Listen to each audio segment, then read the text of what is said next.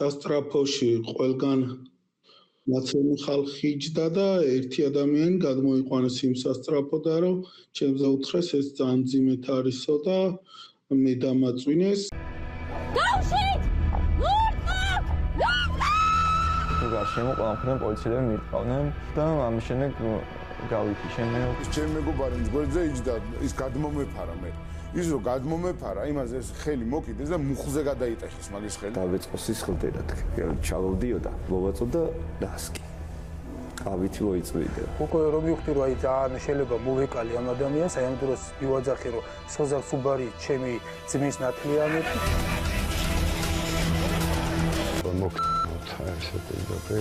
დუბინკებითო და არა მარტო დუბინკებით, ანუ ფიზიკურად გაუპატიურებითაც გვემუქრებოდა.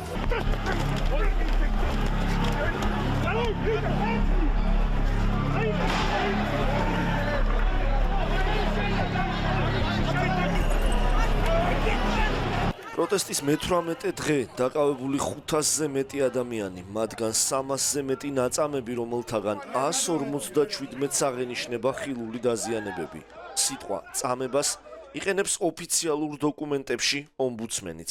ნაწამები ადამიანები დღესაც რჩებიან კლინიკებში სამკურნალოდ. ასეთია ივანიშვილის რეჟიმის სახე. მაქვს ჯიბეებში ხელები ჩაწყობილი, არც გაურბივარ, იმიტომ რომ საფრთხეს არ ველოდები, რომ ვინმე უნდა დამიჭიროს, რადგან არაფერი დამიშავებია. ვიღაცა ესე ქურდულად მეპარება ზურგიდან, ზოგადად მეჯაჯგურება, სადამდე ჩავძელი, გაუძელი და საბოლოოდ მეჭიდავდნენ რომ მე 4 კაცი დამესია და წიხლების რტყმა დაიწყეს უკან.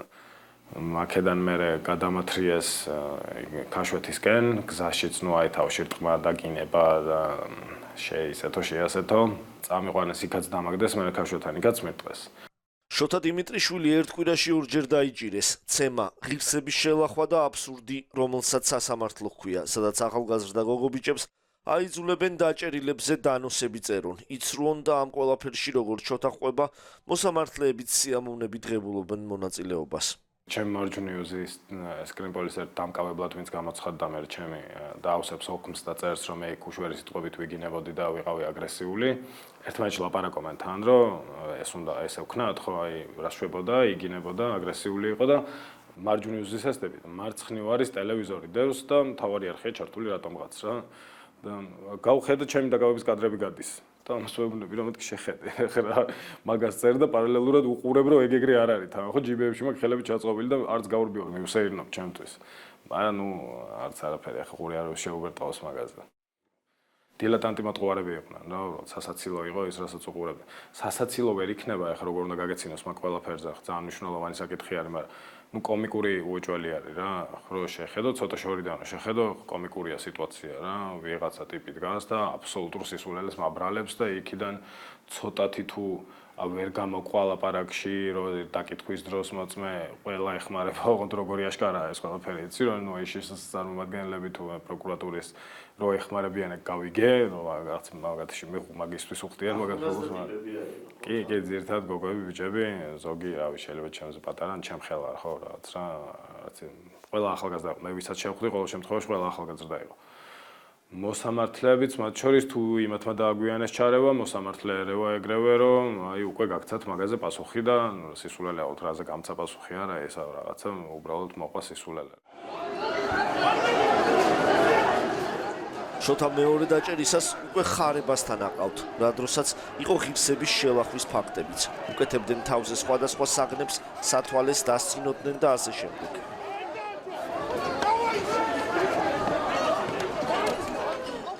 დაბლაც რო ვეგდო რომ მეთქოდა რისთვის მეთქი ანუ რატომ მეთქოთ რა დავაშავეო გულწრფელად არაფერი არ დამიშავებია რა ნუ ერთადერთი თუ რამეს მომედავები არის ის რომ აქციაზე ვდგავარ რომ წამიყვანეს ნუ აი ჰაერში ვარ ოღონდ ფეხები მიწაზე არ მედავს ფეხებში ხელებში თმაში ყველას ცალ-ცალკე ასე უჭირავს ჩემს ხეული ვიღაცები თმაზე მწიწკნიან აი წარმოედგინე მთელი ახლა ვარ 31 წლის მთელი ცხოვრების განმავლობაში მაგდენი შეურაცხყოფა არ მემიღია ერთად აღებული რამდენიც მაგ 10 წუთში ალბათ ან 15 წუთში რა ვემზადები საკუთარ თავს ვამზადებ რომ მაგრა უნდა მცემან ვიცი რა და ნუ აი ხო მეთქი მაგრა დადაგიშოთ ხო იყავი ესე რომ მზად იყავი რომ უნდა გაილახო მაგრა დავანთ მაგრამ მიმიყვანეს მხარებასთან არც ველოდებოდი ესე სურპრიზი აღმოჩნდა, უბრალოდ მანქანაში იჯდა, რა თქმა უნდა და ჩემი თავი იყო. პირდაპირ გაგებით მიჰგვარეს ოღონდ მიმიყვანეს კი არა, ესე თმაში უკან ეს რომ აი მოვიყვანეთ უფროსო თქოს. რატო დადიხარ აქციებზეო, იმიტომ დავდივარ აქციებზე, რომ ქვეყნის სათავეში არის ტიპი რომელიც არის მტერთან გარიგებული და მტერთან გარიგება ჩემი აზრით და თუ ვცდები შემისწორეთ, არის სამშობლოს ღალატი. ეს ტიპი არის ბიძინა ივანიშვილი და არა ირეკლი კობახიძე ან ვინმე სხვა, ვლაპარაკობ მხოლოდ ბიძინა ივანიშვილზე. არ მაინტერესებს მართლა სხვა სახელები და გვარები, იმიტომ რომ ივანიშვილის გარეშე ეს ტიპები უბრალოდ არ იქნებიან, ახლა აზრი არ აქვს მათ არსებობას მის გარეშე. მაგას დამცინეს შემომხვდა ერთი ხელი შემომარტყეს ალბათ ნიღბიანმა რეგინების გარდა ცდილობენ რომ დაგამცირონ რა აი და გაგდონ მიწაზე ალბათ მენტალურად და მაგას ემსახურებოდა ისიც რომ რაღაცა ოქროსთმიანი ბიჭუნა რაღაცებს მეძახიან ვიღაცის სათვალეები გამეკეთეს ნუ ერთი წყლის სათვალე იყო იმიტომ რომ ძალიან მომეკრო აშკარად პატარა იყო და მეორე რაც სამუშაო სათვალეებს იყენებენ ხოლმე გაზის საწინააღმდეგოდ ხა აქტივისტები და რაღაც ეგეთი ეგ ორი ცალი სათვალე გამეკეთეს ესე თავზე მაგას დამცინოდნენ რომ ნახე როგორ უხდება რაღაცა ნუ აი სისულელე უბრალოდ პატარა ადამიანების საქციელი და მეტი არაფერი აქვს. ვითხოვთ სამართლიან არჩევნებს.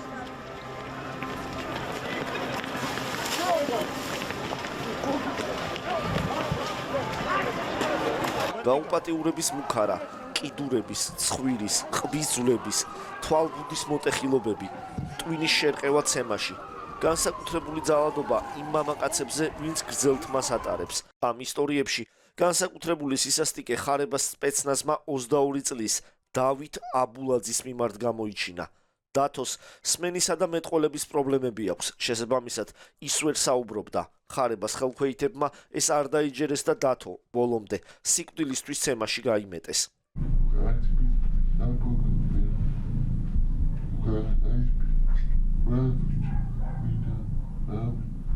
იქვე იყო შიშრმა ადამიანების უფლებების დამცველი გია ჯვარშეიშვილი, რომელსაც ზუსტად ისე გაუსწორდნენ, როგორც ტევ პირველის ოპერატორს. რამდენიმე გდდ-ს წარმომადგენელი მას მთელი ძალით თავზე ახტებოდა.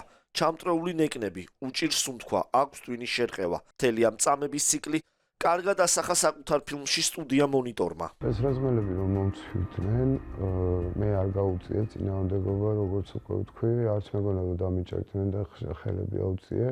და ერე უკვე წავიდა აი 2-3 ნაბიჯის გადადგმის მერე იყო ეგრევე ეს ფსიქოლოგიური ზეწოლა ანუ აი გაგაუპა მოხდა ესე პირდაპირ მერე უკვე იქ დაკავების მანქანაში წიხლებით ზემოდან ფეხსაცმლის ძირებით აი სამხედრო რაღაც ძლიერი ძირებით მიზანი მიმართული ის თავში ჩარტყმის მცდელობები და სუმარჯვენა მხარეს ვეგდეს, ვთქვათ, აი ემბრიონის პოზა შევეცა და მაქსიმალურად მიმეყო და ხელები მქონდა თავზე წაფარებული და ნუ აი მირტყავდნენ აბსოლუტური გამეტებით. და აი როგორც კი შემოგდეს პირველი რაც გააკეთეს, გამძარცვეს ფაქტობრივად. ერთმა მეორეს უთხრა რომ ტელეფონი ჯიბიდან ამოეჩვეულებათ ხელის ჯიბეში ჩაყოფით ამომიღეს ტელეფონი საფულე მქონდა ფულადი ნივთებით ეგეც აიჩვეულებათ ამოიღეს გამძარცვა. გათიშვამდე ურტყეს ფოტოგრაფ გიორგი გამგებელს, რომელიც შემდგომ აქციის მონაწილეებმა გადაიყვანეს საავადმყოფოში. მე მგონი მამა ყვიროდა რომ მიკვდება შვილიო და მაგ დროს ერთი პოლიციელი უნიღბო მოვიდა და ამ ადამიანს დახედა და გვეგონა რომ გაჩერდებოდნენ და რაღაცას მოგვეხმარებოდნენ ამ დროს ამან რაღაცა ანიშნა ეს ციცაკის სპრეი გადაგვატარეს და დაგვიწყეს სრტყმევა და ამ დროს ჩემზე რამოდენიმე სპეცრაზმელი გამოიწია ეს არისო და გამოთრევა დამწყეს ამ ხალხისგან და მე ფოტოაპარატიც მეკიდა და დავიწყე ყვირილი რომ მეთქი ფოტოგრაფი ვარ თქო რატომ მიჭერთ მეთქი რა და ამ ძიძგილაობაში არ შეიმჩნიეს რომ ვეუბნებოდი ფოტოგრაფი ვარ ადაგიშავეთ წამაქციეს რა დროსაც ფეხი მოვიტეხე ვეცადე ამდგარიყავი და რო ავდექი კოჭლობით 1-2 ნაბიჯი გადავდგი და მე სახეში რაღაცა მომარტყეს კიდე დავეცი ამ დაცემულზე ცოტა გონზე რომ მოვედი 1-6 სპეცრაზმელი მეცა და გათრევა დამიწყო კიდე და კიდე უყვიროდი რომ მეთქი ფოტოგრაფი ვარ ადაგიშავეთქო რუსული მეთოდები, რომელსაც ხარებას ჯავათები იყენებენ, საკუთარი თანამოქალაქეების წინააღმდეგ უკიდურესად სადისტურია. სმენა დაქვეითებულის ასე წამება არ ხდება ომშიც კი, როცა ტყვეებს იყვანენ. ფაქტია, თავისუფლების მოყვარე ქართველი ხალხის წინააღმდეგ ხარებას სადიზმი არ ჭრის. დღეს შოთა დიმიტრიშვილი და სხვა დაზარალებულები, რომლებსაც სიკვდილამდე გაუსწორდნენ ცემაში, ისევ რუსთაველზე დგანან. ისინი ივანიშვილის სადისტური რეჟიმის წინააღმდეგ დანებებას არ აპირებენ.